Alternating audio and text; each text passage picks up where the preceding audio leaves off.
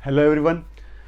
देखिए, आज हम बात करने वाले हैं CSIR नेट का एक और प्रीवियस ईयर पेपर, ठीक है, जिसमें हम लोग बात करेंगे किन टॉपिक्स के बारे में भाई। हम बात करेंगे thermodynamics, chemical kinetics, statistical thermodynamics, group theory and quantum chemistry के टॉपिक के क्वेश्चंस के बारे में बात करेंगे, ठीक है। पहला क्वेश्चन आपके सामने रहा। सबसे पहले मैं फिर से आपका वेलकम करता हूँ कैम अकेडमी के यूट्यूब चैनल के ऊपर, और अब हम आगे बढ़ते हैं। देखिए भाई, पहला, consider a particle in its ground state confined to a one dimension box in the interval 0 to 8। Generally interval क्या होता है? 0 to L।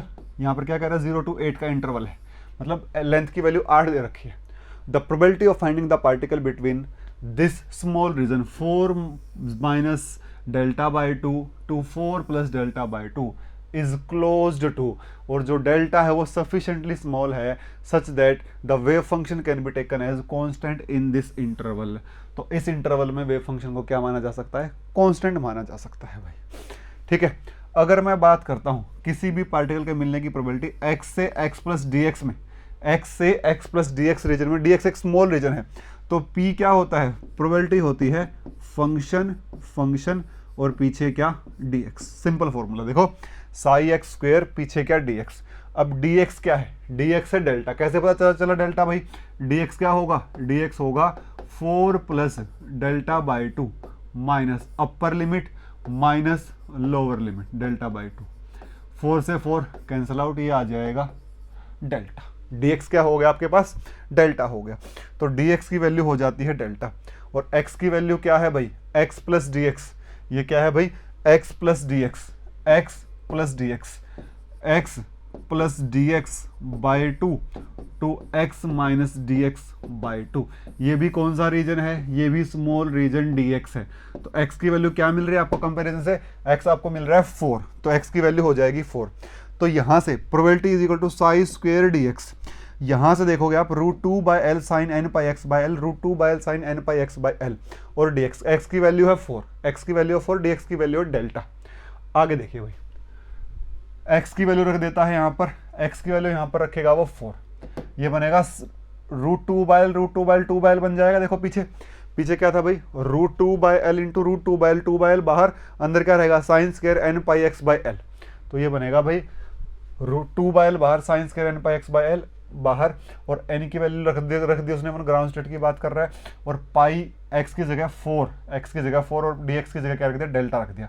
जब इसको सोल्व करोगे तो ये बन जाएगा आपके पास 1/4, यहाँ बन जाएगा डेल्टा बाई 4, ये बन जाएगा डेल्टा बाई 4। लेंथ कितनी है? लेंथ कितनी है? लेंथ की वैल्यू क्या है भाई? एल की वैल्यू है 8, तो यहाँ पर जब 8 रखोगे तो 2 4 जा 8 हो जाएगा। तो 1/4 sine square pi by 2 into delta, इसकी वैल्यू आ जाती है आपके पास 1/4 बच जाती है, 1 बच जाता है, साइन स्क्वायर पाई बाई 2 1 बच जाएगा। तो 1/4 क्या बन जाएगा? 1/4 को जब डेल्टा से गुणा करोगे आंसर हो जाएगा delta by 4। Delta by 4 will be the answer. कुछ नहीं भाई, कुछ नहीं किया है। देखो हम पहुंच जाएंगे यहाँ पर 2 by L sine square pi x by L into delta into D x.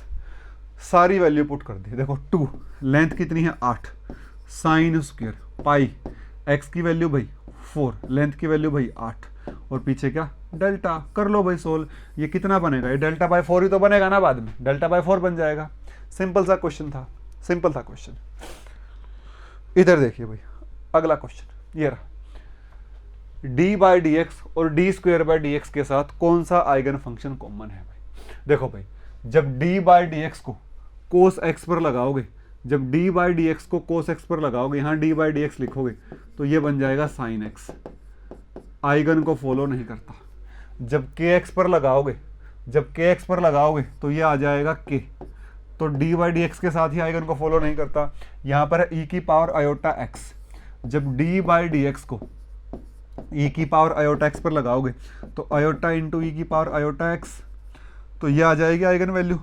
जब D square by D x square को लगाओगे ई की पावर आयोटा एक्स पर, ये बनेगा डी बाई डी एक्स तो बाहर, और D by D X on E की पावर आयोटा एक्स, ये बनेगा आपके पास D by D X iota E की पावर आयोटा एक्स, फिर से आयोटा स्क्वेयर ई की power iota x. This will be again the eigen value. Iota square will be again the eigen value. तो यहाँ पर एक बार आइगन वैल्यू आयोटा, एक बार eigen value iota square, और बाद में फंक्शन एज इट इज बच जाता है। तो इसका आंसर हो जाएगा सी, इसका आंसर हो जाएगा सी। सी वो ऑप्शन है जिसके साथ जो दोनों ही ऑपरेटर हैं वो क्या फॉलो करते हैं, आइगन वैल्यू इक्वेशन को फॉलो करते हैं। इसी के साथ हम बढ़ते हैं अगले सवाल के ऊपर। अगला सवाल देखिए भाई, the correct statement for any cyclic thermodynamic process is, किसी भी साइक्लिक थर्मोडायनेमिक प्रोसेस के लिए इनमें से करेक्ट स्टेटमेंट कौन सी है भाई। देखो भाई, डी क्यू, क्यू एक ये जो दिया हुआ है, ये जो दिया हुआ है, ये जो दिया हुआ है, ये दिया हुआ है the cyclic integral over the function. इस फंक्शन का अगर साइक्लिक इंटीग्रल करूं तो क्या आ जाएगी, वैल्यू 0 आ जाएगी। कहना चाहता है अगर कोई साइक्लिक प्रोसेस है, अगर कोई साइक्लिक प्रोसेस है, जैसे ये वाली सिंपल साइक्लिक प्रोसेस होगी या फिर कार्नोट वाली जो प्रोसेस होती है, ये वाली अगर कोई साइक्लिक प्रोसेस है ऐसे वाली, यहाँ पर प्रेशर और वॉल्यूम होता है, ठीक है, तो इसके लिए इनमें से कौन सी क्वांटिटी, कौन सी इक्वेशन जो है वो सही है। देखो भाई, जो हीट है, जो क्यू है, वो पाथ फंक्शन है, तो पूरे साइकिल के अराउंड उसकी वैल्यू 0 नहीं हो सकती, तो ये ऑप्शन नहीं होगा। W है, वो भी पाथ फंक्शन है, तो इसकी भी value over the whole cyclic process 0 नहीं होगी। लेकिन जो इंटरनल एनर्जी है, जो इंटरनल एनर्जी है वो क्या है, that is a state function, और उसकी value over the whole cyclic integral क्या होगी, 0 होगी। अगर आप यहाँ से शुरू होकर और बाद में घूमकर यहीं आ जाते हो तो इंटरनल एनर्जी में कोई चेंज आपको देखने को नहीं मिलेगा। हालांकि आपने हीट का भी चेंज हुआ होगा, हीट भी एक्सचेंज हुई होगी और वर्क डन भी हुआ होगा, दोनों की कुछ वैल्यू रही होगी, पर स्टेट फंक्शन की वैल्यू क्या हो जाती हैं, 0 हो जाएंगी। वैल्यूज क्या हो जाएंगी भाई, 0 हो जाएंगी।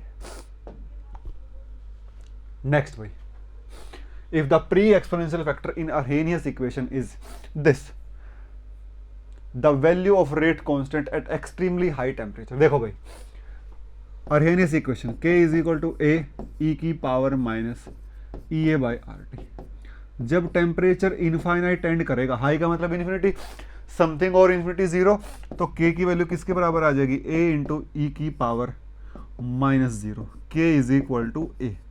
मतलब जो रेट कांस्टेंट है वो a के बराबर आ जाएगा, मतलब जो प्री एक्सपोनेंशियल फैक्टर होगा वही क्या होगा, आपका रेट कांस्टेंट भी होगा।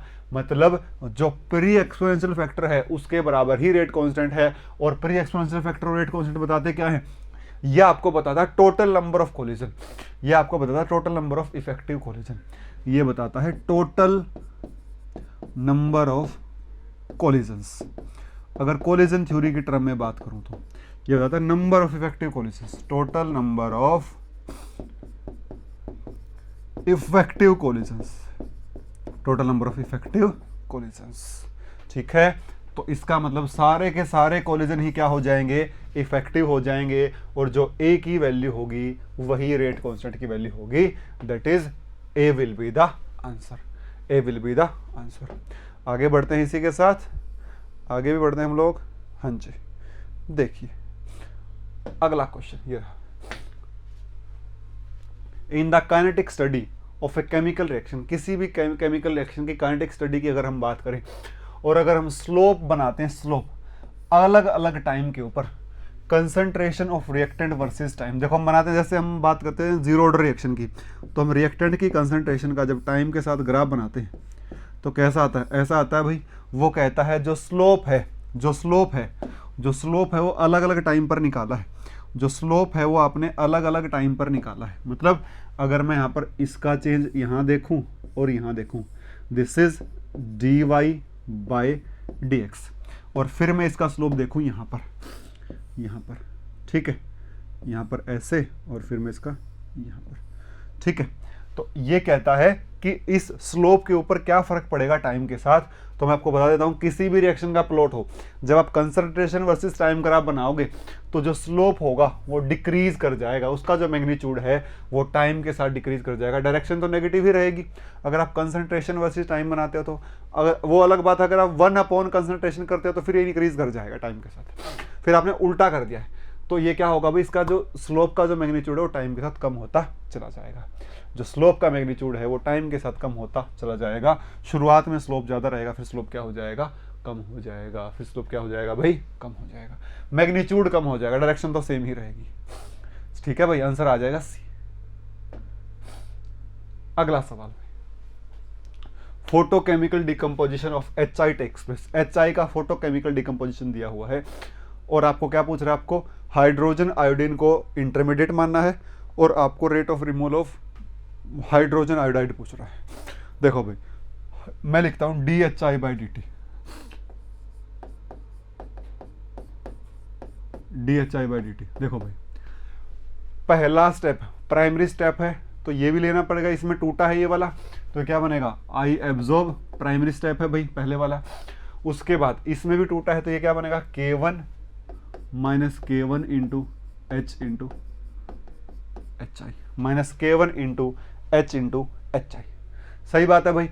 अब देखो HI की फॉर्म में तो आपको लिखना ही है, HI तो रिएक्टेंट है, पर हाइड्रोजन क्या है, इंटरमीडिएट है, तो क्या करना पड़ेगा, अप्लाई SS से, अप्लाई, बल्कि आपको ये रेट ऑफ रिमूवल लिखना है तो यहाँ पर क्या लिखूंगा, ये भी प्लस लिख दूंगा और यहाँ माइनस लिख दूंगा, यहाँ माइनस लिख दूंगा। ये नेगेटिव रिमूवल को रिप्रेजेंट कर रहा है, या फिर तो नेगेटिव को यहाँ और यहाँ लिख लो, या तो दोनों जगह नेगेटिव लिख लो क्योंकि दोनों जगह टूट रहा है HI, ठीक है। और तीसरे में तो HI का कोई रोल ही नहीं है, तो यहाँ पर क्या लिख दिया मैंने, बाहर माइनस लिख दिया क्योंकि वो रेट ऑफ रिमूवल पूछ रहा है और स्टोकियोमेट्री नहीं आती रेट ऑफ रिमूवल में, ठीक है। ये बनेगा अप्लाई SSA ऑन H, क्योंकि वो क्या है, इंटरमीडिएट है। क्या लिखूंगा, DH/dt is equal to, DH/dt is equal to, पहले स्टेप में बना है तो आई एब्जॉर्ब प्लस का, दूसरे स्टेप में टूटा है तो K1 into H into I is equal to 0। यहां से H की वैल्यू आ जाएगी I absorb by K1, equation number 1, equation number 2। दूसरी इक्वेशन को पहले में यूज करता हुआ 2 in 1, 2 in 1, ये बनेगा भाई DHI/dt is equal to I absorb plus, यहां आ जाएगा K1 HI और H की जगह पर क्या, आई एब्जॉर्ब बाय K1 HI, दोनों आपस में कैंसिल आउट, तो I absorb plus I absorb क्या बन जाएगा, twice of I absorb, twice of I absorb. Correct option will be C. C जो होगा आपका करेक्ट ऑप्शन हो जाएगा, सी जो होगा भाई आपका क्या हो जाएगा, that will be correct option, C will be correct option. सही है, हाँ जी। आगे बढ़ते हैं, अगला क्वेश्चन देखते हैं। हाँ जी, in an enzyme catalyse reaction, एक एंजाइम कैटालाइज रिएक्शन दे रखी है, enzyme substrate complex, enzyme plus product. नीचे कहता है K2 की वैल्यू दे दी, E0 की वैल्यू दे दी, आपसे क्या पूछा, the magnitude of maximum velocity, मतलब मैक्सिमम रेट कांस्टेंट की वैल्यू आपसे पूछ रहा है और टर्नओवर नंबर आपसे पूछ रहा है, टर्नओवर नंबर आपसे पूछ रहा है। देखो टर्नओवर नंबर तो होता K2 के ही बराबर, तो टर्नओवर नंबर तो K2 होगा, कुछ करने की जरूरत ही नहीं है, तो टर्नओवर नंबर होगा क्या हो जाएगा, वो K2 ही आ जाएगा। तो ये वाला ऑप्शन नहीं होगा, ये वाला ऑप्शन नहीं होगा, ऑप्शन होंगे पहले दूसरे में से एक। और एंजाइम कैटालाइज रिएक्शन का रेट क्या लिखते हैं आप लोग डेरिवेशन करने के बाद, K2E0 S divide by Km plus S, R max maximum velocity is equal to V max is equal to K2 into E0। K2 दिया गया है भाई आपको, ये रहा K2, ये रहा K2 और ये रहा E0, ये रहा K2 और ये रहा E0, गुणा कर दोगे तो क्या आ जाएगा 3.42 गुणा 10 की पावर 2, तो आंसर हो जाएगा A will be the correct answer. Simple सा क्वेश्चन था, 4 मार्क्स आपको यहां से फ्री में ही मिल जाने में, ठीक है भाई। आगे बढ़ते हैं, नेक्स्ट क्वेश्चन हमारे पास है, ये रहा, अर्हेनियस इक्वेशन दे रखी है भाई आपको दो केमिकल रिएक्शन के लिए। पहले के लिए दी हुई है K1 is equal to A1 e की power minus E1 by RT, दूसरे के लिए K2 is equal to A2 e की power minus E2 by RT। फिर आपको कहता है अगर E1 बड़ा है E2 से, अगर E1 बड़ा है E2 से, तो किसी गिवन टेम्परेचर के लिए इनमें से कौन सी टर्म सही है, कौन सी टर्म सही है किसी गिवन टेम्परेचर पर, ठीक है भाई, कौन सी टर्म इनमें से सही है। देखिए भाई, देखिए ध्यान से, आपको दिया गया है K1 is equal to A1 e की power minus E1 by RT। तो पहले क्या लिखा, k1/a1 is equal to E की power minus e1/rt, k2/a2 is equal to E की पावर माइनस e2/rt। ये पहली इक्वेशन, ये दूसरी इक्वेशन। जब दूसरी को पहले से डिवाइड करोगे, ये बनेगा k2/a2 by k1/a1 is equal to E की पावर माइनस e2/rt बाय ई की पावर माइनस e1/rt। ये ऊपर जाके पॉजिटिव तो क्या बनेगा, ई की पावर e1 माइनस e2/rt। ये ऊपर जाके क्या बन जाएगा, k2/k1 इंटू a1/a2। देखो k2/k1 a1/a2 is equal to this.